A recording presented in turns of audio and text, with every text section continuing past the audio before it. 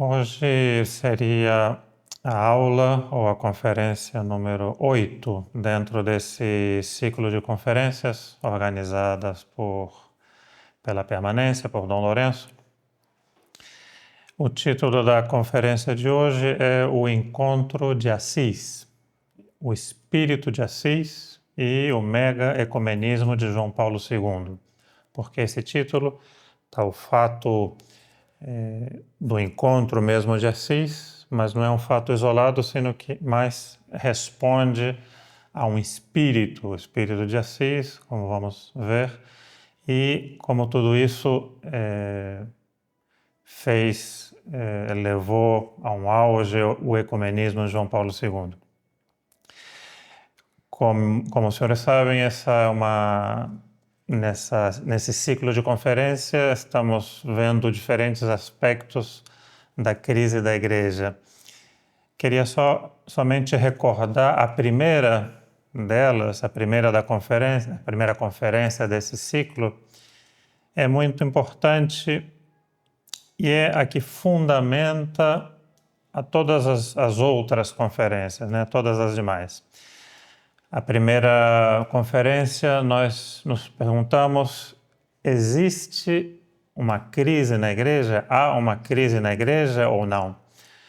Por que é uma pergunta tão fundamental? Porque se não existe crise na Igreja, se não existe uma crise grave na Igreja, tudo o que fez Dom Lefebvre, tudo o que faz a Fraternidade de São Pio X, as comunidades religiosas da tradição, não tem nenhuma justificativa, se não tem uma grave crise de fé que fundamenta um estado de necessidade. No entanto, se existe essa crise grave de fé, não só se justifica a ação de Dom Lefebvre, da Fraternidade, de todas essas comunidades da tradição, mas é o que Deus pede de nós nesse momento, ou seja, é o que a providência, o que Nosso Senhor quer que nós façamos nesse momento da história da Igreja, de maneira que faltaríamos gravemente agindo de outra forma. Recentemente se publicou um livro, só para dar um exemplo que eu acho interessante. Na Argentina se publicou um livro que se chama A Igreja em Chamas, e o autor Tomás Gonçalves Pondal, ele faz uma primeira pequena comparação, dizendo: imaginemos numa casa, está os pais, o irmão maior, os outros irmãos, e de repente o irmão maior pega um dos irmãos, pula no sofá, quebra a janela, se joga no jardim. O que a gente pensaria desse irmão maior? Que ele ficou completamente louco, está fazendo uma coisa completamente não razoável. Mas se nós dissermos que a casa pegou fogo, tem um incêndio terrível na casa, então esse irmão maior, que nesse momento nós julgaríamos que está louco, ao contrário, é um herói e está fazendo o dever dele, ele está salvando a casa e os irmãos, os parentes dele desse incêndio grave. É uma comparação interessante para a situação atual da crise da Igreja. O Dr. Júlio Fleischmann escreveu um livro cujo título eu acho que é muito importante e que dá bem no centro da questão. O nome do livro do Dr. Fleischmann é A Crise é de Fé e é Grave. Duas coisas muito importantes. A crise é uma crise de fé e a crise é grave. São as duas coisas que fundamentam a nossa ação. Nesse contexto, então, dessa crise da Igreja, desse estado de necessidade, vamos hoje estudar um pouco, ver o que foi o encontro de Assis, esse acontecimento terrível, escandaloso. E vamos ver que não foi um fato isolado, mas em coerência com o papado de João Paulo II e depois a sua enorme ação de expansão desse falso ecumenismo na Igreja.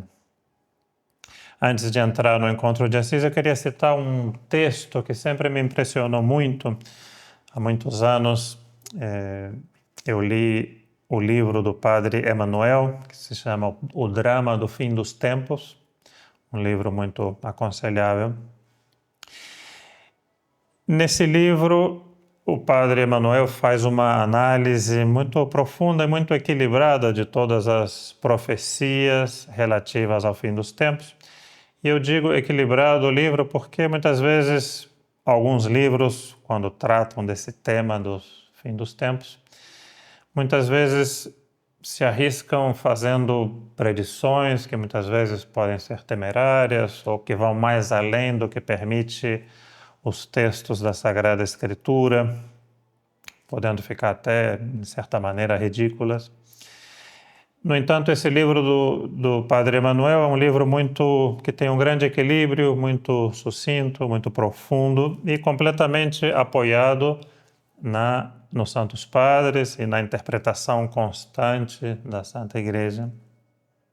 Mas o que eu queria citar é somente um pedaço no qual o Padre Emmanuel, comentando as palavras do profeta Daniel, que dizem a abominação da desolação posta no lugar santo. Isso é o que diz o profeta Daniel. E o Padre Emmanuel, analisando esse texto, ele vai dizer essa frase muito impressionante: maldito o cristão que suporte sem indignação que o seu adorável Salvador seja posto lado a lado com Buda, Maomé, em não sei que panteão de falsos deuses. Imaginem os senhores que esse padre Emmanuel escreveu isso a fins do século XIX, ou seja, quase 100 antes do Encontro de Assis. No entanto, parece que ele está descrevendo o que foi o Encontro de Assis. E são palavras fortes: maldito o cristão que suporta sem indignação que seu adorável Salvador seja posto lado a lado. E sabemos que nesse Encontro de Assis, a estátua de Buda foi posta em cima do sagrário,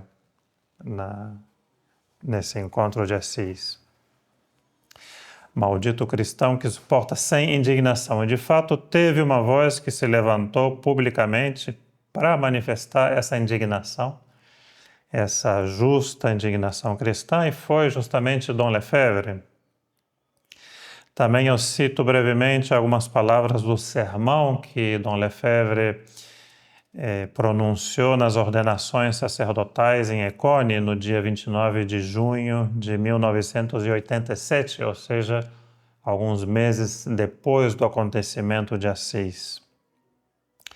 Dom Lefebvre diz: é preciso dizer, e não posso calar nem esconder, este ano foi um ano grave, muito grave para a Igreja Católica, para nós católicos, para os sacerdotes católicos.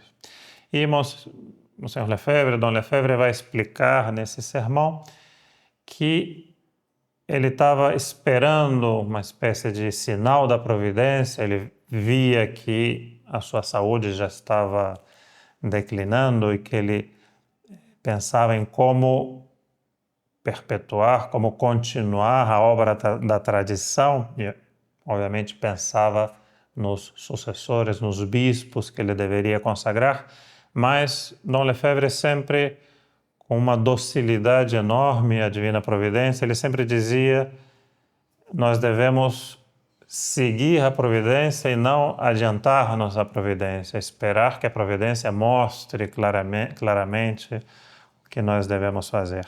E ele vai dizer nesse sermão que ele estava esperando um sinal do céu, da Divina Providência, e ele não vai duvidar em dizer que o Encontro de Assis foi para ele esse sinal. Foi tal a sua perplexidade, a sua tristeza diante desse fato tão escandaloso do encontro de Assis, que ele viu realmente um sinal da providência. E ele continua dizendo no seu sermão: "E eis que, em lugar de glorificar a realeza de nosso Senhor Jesus Cristo, em lugar de proclamar que nosso Senhor Jesus Cristo é Rei, a sua divindade, se instituiu um panteão de todas as religiões, um escândalo imenso para as almas." E isso é o que eu considero muito grave. Roma está nas trevas. Ele se refere, obviamente, às autoridades que ocupam os lugares oficiais em Roma. Roma está nas trevas do erro. Não podemos negar isso, é impossível. E como podemos suportar com nossos olhos de católicos e ainda mais com nossos olhos de sacerdotes o espetáculo que podemos ver em Assis, na igreja de São Pedro, igreja que foi dada aos budistas para exercerem o seu culto pagão e que colocaram, ele vai mencionar justamente, colocaram o seu ídolo, a estátua de Buda, sobre o tabernáculo de nosso Senhor Jesus Cristo, o Rei dos Reis, que é impossível conceber um erro mais grave. Portanto, continua Dom Lefebvre, devemos estar conscientes dessa luta dramática e apocalíptica em que vivemos e não minimizá-la. Aqui eu queria também fazer ênfase nessa palavra minimizar.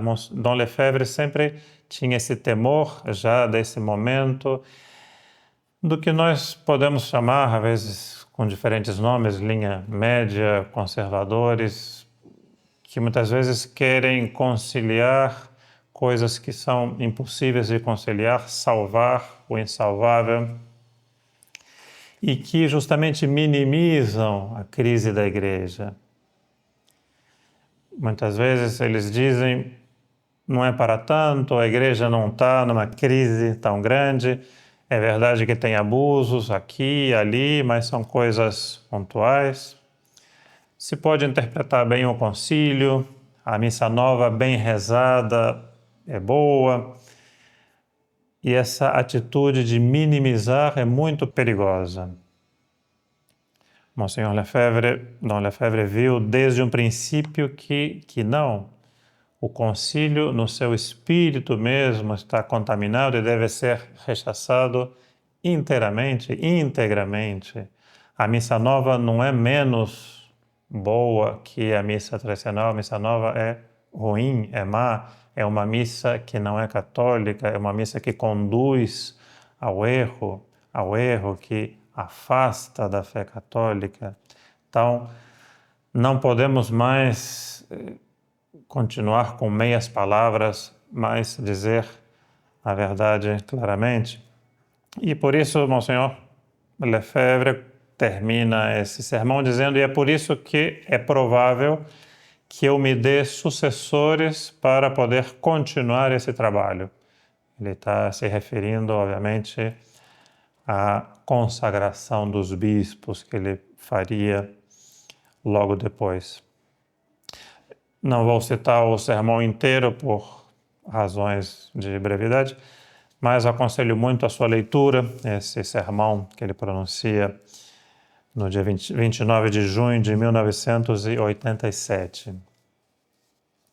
O encontro de Assis se realizou um pouco antes, o 27 de outubro de 1986, menos de um ano antes. Sem nos deter muito nos aspectos, nos detalhes históricos, vamos diretamente à análise doutrinal do que foi esse Concílio de Assis, o que representou esse encontro em Assis. Aqui eu tiro muitos textos, pego muitos textos do livro do padre Gaudron, que se chama O Catecismo Católico da Crise na Igreja. um livro muito recomendável, um livro muito bom, no qual um dos capítulos ele fala do encontro de Assis. Ele vai dizer que o encontro das religiões em Assis foi um escândalo sem precedentes que induziu as almas ao erro. Um encontro sem precedentes. Jamais, nunca na história da Igreja se viu que o Papa promovesse um encontro com todas as religiões, dessa maneira como João Paulo II convocou o encontro de Assis. Algo absolutamente sem precedentes. Em primeiro lugar, o encontro de Assis foi uma falta grave contra o primeiro mandamento da lei de Deus. Nós lemos na Sagrada Escritura: Eu sou o Senhor teu Deus, não colocarás ao meu lado outro Deus além de mim.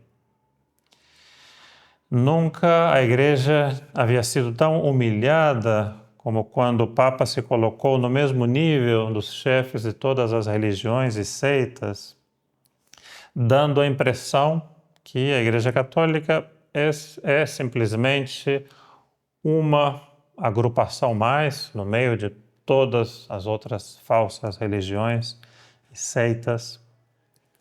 Que a Igreja Católica é simplesmente uma comunidade religiosa que trabalha junto com as outras para o estabelecimento da paz na Terra. Ele vai insistir muito que o único objetivo que ele buscava é a paz na Terra, sem explicar como se a paz se pudesse encontrar, a verdadeira paz se pudesse encontrar fora da conversão dos homens a Nosso Senhor Jesus Cristo e a Igreja fundada por Ele, recebendo a revelação que foi dada por Nosso Senhor Jesus Cristo. O Papa se colocou no mesmo nível de todos os líderes de todas as religiões e das seitas, nas suas palavras de boas-vindas na Basílica de Nossa Senhora. O Papa, existem muitas fotos que mostram, haviam bancos ou lugares para os representantes de todas as religiões, absolutamente iguais, não havia nenhuma distinção. O Papa estava ao lado de todos os outros representantes das outras falsas religiões. Não havia absolutamente nada que o distinguisse das outras religiões. Ele evitou tudo que pudesse dar a impressão de que o Papa era superior a eles. Todos deveriam parecer iguais. Assim começou o encontro de Assis. Muitas vezes, como dizia, esses conservadores, ou linha média, que tentam salvar o que não se pode salvar, tentam dizer, mas o Papa nesse momento ele deu testemunho, ele pessoalmente, na sua fé em Jesus Cristo. Possivelmente o Papa, certamente, deu testemunho da sua fé pessoal em Jesus Cristo, mas ele não pediu jamais a nenhum representante das outras religiões que se convertessem a Nosso Senhor Jesus Cristo. Ao contrário, ele convidou a rezar aos seus falsos deuses. No discurso inicial, aqui são palavras textuais, o Papa diz: daqui iremos para lugares diferentes para rezar. Cada religião terá tempo e oportunidade de se expressar de acordo com o seu rito tradicional. Depois, a partir desses diferentes locais de oração, caminharemos em silêncio até a esplanada da Basílica Interior de São Francisco. E, uma vez reunidos nessa esplanada, cada religião poderá ainda apresentar sua oração uma após a outra. Depois de termos rezado separadamente, continua o Papa, meditaremos em silêncio sobre nossa própria responsabilidade no trabalho pela paz. No final do dia, tentarei expressar o que essa celebração única terá feito ao meu coração como crente em Jesus Cristo e primeiro servidor da Igreja Católica. Então, vemos como no encontro de Assis, não só nada foi feito para buscar a conversão dos não católicos, mas o cardeal Echegaray, que estava nessa ocasião, declarou também, estando na esplanada da Basílica de São Francisco, que era muito importante que os membros das diferentes religiões continuassem fiéis à sua falsa fé. Aqui também são palavras textuais do cardeal Echegaray, que disse: viemos de numerosas tradições religiosas de todo o mundo. Estamos aqui em total fidelidade às nossas próprias tradições religiosas, bem conscientes da identidade, do compromisso de cada um com a sua própria fé. Claríssimo o que diz o cardeal.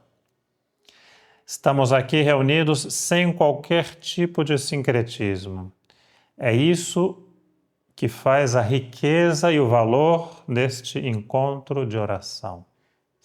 Não faz absolutamente nenhuma menção da realeza de Nosso Senhor Jesus Cristo, da divindade de Nosso Senhor Jesus Cristo.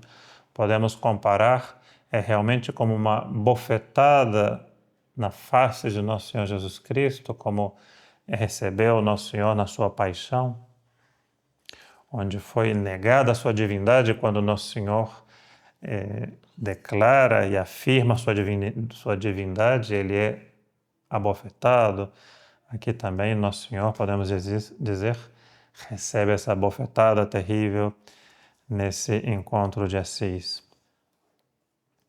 Poderíamos pensar, mas pelo menos não teve, foi só algumas orações, não teve cultos das outras religiões. Não.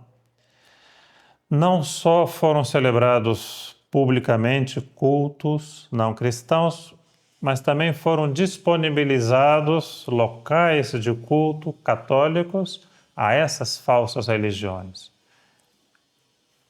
Nós, quando pensamos que as igrejas são dedicadas, são consagradas àqueles que puderam algum dia assistir à cerimônia da dedicação ou consagração de uma igreja, uma cerimônia belíssima, vemos como todo esse lugar fica dedicado, consagrado ao culto da Santíssima Trindade, ao culto de Nosso Senhor Jesus Cristo, à Santa Missa Católica. Então, que esses mesmos lugares tenham sido disponibilizados para essas falsas religiões, para que elas fizessem o seu culto nesses lugares sagrados, não podemos pensar, não podemos deixar de pensar nessa palavra realmente do profeta Daniel, da abominação, da desolação posta no lugar santo. Uma abominação, porque Nosso Senhor, na Sagrada Escritura, fala da idolatria dos falsos deuses como uma abominação. Então, a abominação posta no lugar santo. Também, seguindo nessa linha dos que tentam explicar de alguma maneira, salvar o encontro de Assis, o que não se pode salvar de nenhuma maneira, dizem que o Papa não rezou com nenhum representante de outras religiões, mas foram orações separadas. Ele não se juntou com representantes ou membros de outras religiões para rezar. Por isso diziam, tipicamente uma frase ambígua, e como são as frases modernistas, ambíguas para confundir, dizendo que se tratava de rezar juntos, mas de estar juntos para rezar. Uma distinção que não muda muito a natureza das coisas. O simples fato de promover publicamente a prática de cultos falsos, dando a entender que esses cultos são agradáveis a Deus, já é um enorme escândalo. Mesmo que diretamente não tenham participado, o Papa não tenha participado, ou algum católico participado desse culto ou dessa oração das falsas religiões, o fato de dar a entender que são agradáveis a Deus já é um enorme escândalo.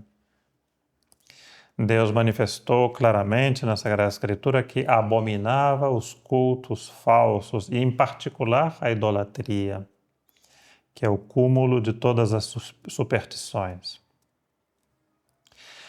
No título, nós dissemos o encontro de Assis e o espírito de Assis.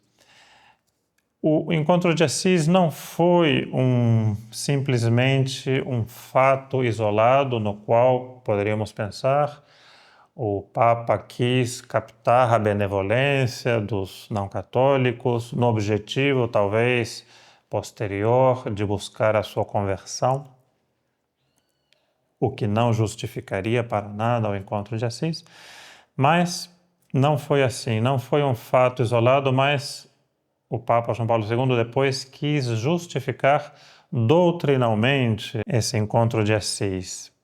Num texto que ele dirige aos cardeais no dia 22 de dezembro de 1986, ou seja, um pouco mais de um mês depois do encontro de Assis, logo depois do encontro.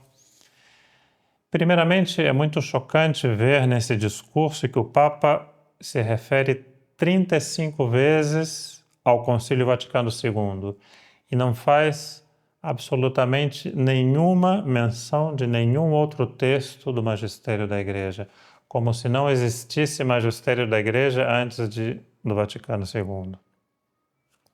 E ele vai dizer nesse discurso que, textual, a chave adequada para a leitura de um evento tão grande reside no ensinamento do Concílio Vaticano II. Aqui, então, o que nós dissemos no começo, muitos que dizem os textos do Concílio Vaticano II são bons, se podem interpretar catolicamente. Aqui o Papa está dizendo claramente que a chave para entender esse escândalo do encontro de Assis está no ensinamento do Concílio Vaticano II.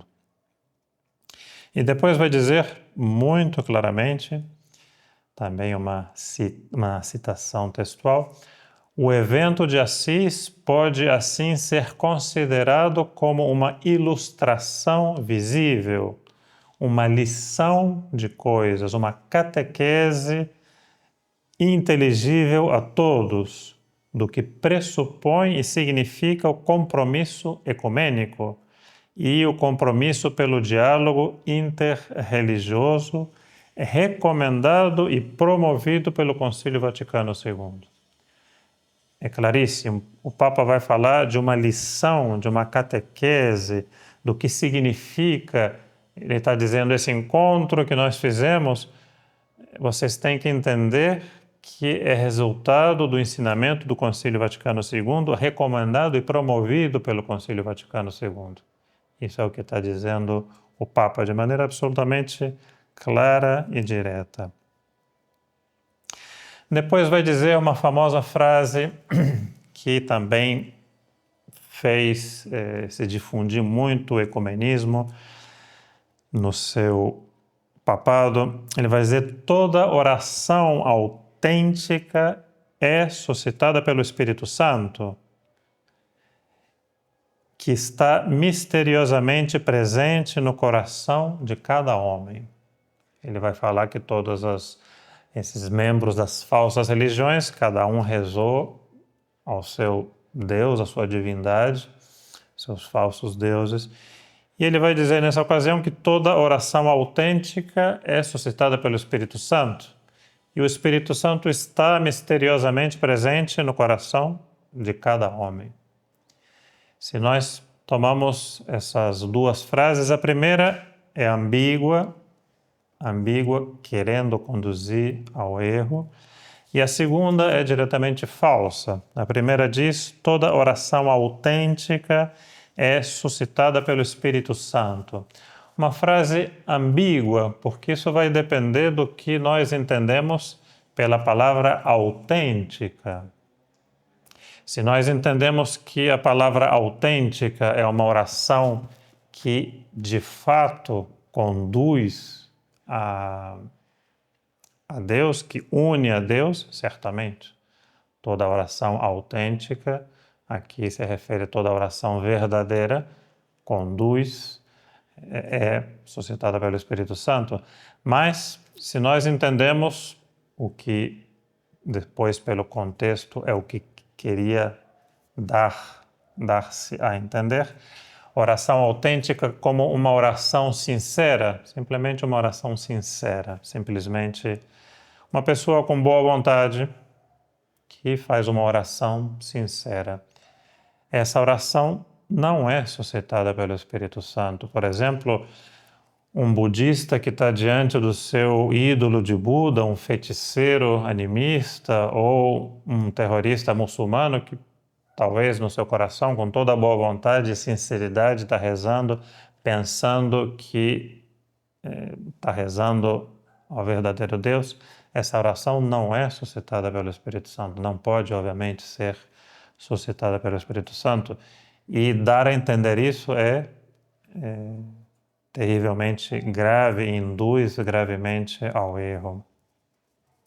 E a segunda frase é diretamente falsa, a frase que diz: o Espírito Santo está misteriosamente presente no coração de cada homem. Nós sabemos que na linguagem da teologia católica, assim como nas Sagradas Escrituras, a expressão da presença do Espírito Santo, ou muitas vezes se fala da habitação ou inabitação do Espírito Santo, designa uma presença muito especial do Espírito Santo, que é a presença de Deus pela graça santificante. Deus está presente, obviamente, pela sua presença que nós chamamos de imensidão, em todas as coisas, está presente inclusive nas coisas inanimadas.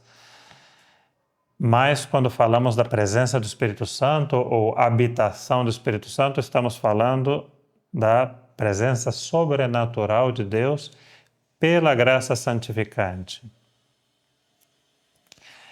O Papa utiliza essa palavra misteriosamente justamente para pensar que poderia implicar alguma mudança, mas o certo é que o Espírito Santo não está presente no coração de todos os homens sobrenaturalmente pela graça santificante. O homem que perde a graça santificante, ou que não tem a graça santificante na sua alma, não tem essa presença do Espírito Santo na sua alma. Um exemplo, quando o sacerdote, o padre, vai batizar uma criança, ele diz no momento, ele comina ou ordena ao demônio, dizendo: sai desta criança, espírito imundo, e cede o teu lugar ao Espírito Santo Paráclito. Isso indica muito claramente que o Espírito Santo não estava ainda nessa alma, nessa criança que não tinha sido batizada ainda e que não tinha ainda recebido a graça santificante. Então vemos como essa frase muito ambígua e realmente falsa está na base da justificativa dessa jornada interreligiosa de Assis. Outro fato muito grave também nesse encontro de Assis, o Papa quis claramente manifestar um grande respeito a todas as religiões, mas isso não foi recíproco. Os muçulmanos, por exemplo, na oração que eles fizeram ali, disseram muitas coisas, obviamente, pero algumas frases das suas orações, uma delas dizia: Deus não engendrou nem foi engendrado. Outra frase que disseram os muçulmanos nessa ocasião, rezando: não fazemos distinção entre nenhum dos profetas. E nós sabemos claramente que essas duas frases que utilizam os muçulmanos são dirigidas expressamente contra a fé cristã, que confessa, obviamente, que nosso Senhor Jesus Cristo não é um profeta como os outros, mas é Deus, o verdadeiro Filho de Deus, engendrado pelo Pai antes de todos os séculos. Então aqui também outra bofetada terrível na face de nosso Senhor Jesus Cristo. A igreja foi terrivelmente humilhada e humilhada por aquele mesmo que deveria defendê-la. Se nós disséssemos foram os infiéis, os inimigos da igreja que ofenderam gravemente a igreja? Não. O mesmo Papa que promoveu essa ofensa enorme a nosso Senhor Jesus Cristo e a igreja fundada por ele. Como terminou essa reunião de Assis? Quando todas as delegações das falsas religiões realizaram seu culto pela paz, se dirigiram em silêncio, como uma espécie de peregrinação, até a Basílica de São Francisco, onde cada comunidade fez a sua oração pela paz. E o Papa, então, nesse discurso de encerramento, aludiu a essa peregrinação da seguinte maneira, aqui também são palavras textuais: enquanto nós caminhávamos em silêncio, refletimos sobre o caminho que percorre a família humana, seja na hostilidade, se não soubermos nos aceitar uns aos outros, seja como uma rota comum em direção ao nosso alto destino. Se compreendermos que os outros são nossos irmãos e irmãs. O próprio fato de termos vindo de diversas regiões do mundo até Assis é, em si mesmo, um sinal desse caminho comum que a humanidade é chamada a percorrer. Ou aprendemos a caminhar juntos em paz e harmonia, ou partimos à deriva para a nossa ruína e a dos outros. Esperamos que esta peregrinação a Assis nos tenha ensinado novamente a tomar consciência da origem e do destino comum da humanidade. Que nos seja dado ver uma prefiguração do que Deus quer que seja o curso da história da humanidade. Um caminho fraterno no qual nos acompanhamos uns aos outros em direção ao fim transcendente que Ele estabeleceu para nós. Se não soubéssemos que era um discurso do Papa, pareceria um discurso maçônico. E, de fato, um alto dignatário da maçonaria, nessa ocasião, chamado Armando Corona, que é o grande mestre da grande loja do Equinócio da Primavera, em Itália. É muito interessante o comentário que ele faz desse encontro de Assis. Ele disse: o nosso interconfessionalismo, ele se refere ao ecumenismo que eles propõem, os maçons. Nosso interconfessionalismo nos valeu a excomunhão de Clemente XI em 1738, dizendo naquele momento o Papa nos excomungou.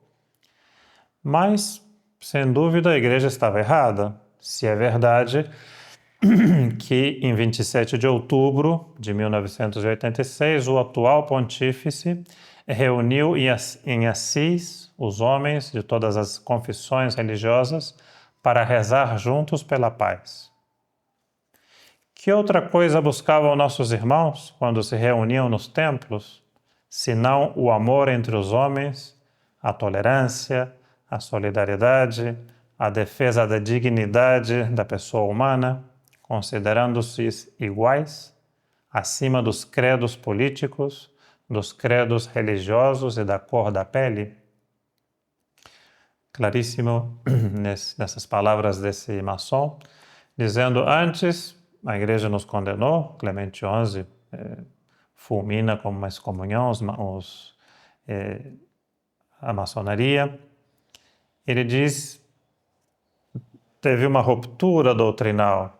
Certamente esse Papa que nos condenou estava equivocado, porque o Papa atual, ao contrário, promoveu o que nós promovíamos, esse encontro de todas as religiões, buscando o caminho da paz, sem nenhuma diferença de religião.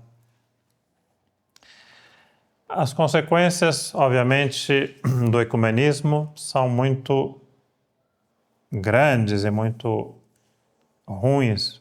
Primeiro, a indiferença religiosa. Hoje em dia é uma opinião difundida geralmente entre os católicos que se pode salvar em qualquer religião, todas as religiões são boas, justamente se baseando nessa falsa ideia da boa vontade ou de ser sincero. Cada um, se é sincero consigo mesmo, se tem boa vontade e pensa que está fazendo bem, ele pode continuar na sua religião, pode se salvar em qualquer religião. E isso vai, obviamente, provocar um enorme indiferença religiosa. Além do que, é também a ruína das missões. O apostolado missionário não tem nenhum sentido com essa mentalidade ecumênica, desse falso ecumenismo, e muitas vezes houve muitos casos que, inclusive, se recusa receber na igreja membros de outras religiões que solicitam, algumas pessoas que querem se converter ao catolicismo e dizem que não, continue na sua religião, todas as religiões são iguais. A igreja que é essencialmente missionária, então, se torna simplesmente uma ajuda humanitária, uma ajuda no nível natural, sem nenhuma intenção de conversão. E isso, para concluir, vai diretamente é uma flagrante oposição à ordem de Nosso Senhor Jesus Cristo, que disse claramente: ide, portanto, ensinai a todas as nações, batizando-as em nome do Pai, do Filho e do Espírito Santo. Nosso Senhor é muito claro: ide, ensinai a doutrina católica, ensinai o depósito da fé que foi confiado à Santa Igreja Católica. E batizando essas nações em nome do Pai, do Filho e do Espírito Santo. Então, a conclusão é o que nós dissemos no princípio, esse título do livro de Dr. Júlio Fleischmann. A crise é uma crise de fé e é uma crise muito grave. Essa seria a conclusão da conferência, da aula de hoje. Muito obrigado pela atenção. Monsenhor Lefebvre vai participar das comissões que preparam os documentos para o concílio e ele comenta como esses documentos foram bem preparados e tinham muito boa doutrina, mas os senhores conhecem o golpe de Estado que foi dado no concílio e como todos esses esquemas foram jogados no lixo e os modernistas vieram preparados com novos esquemas.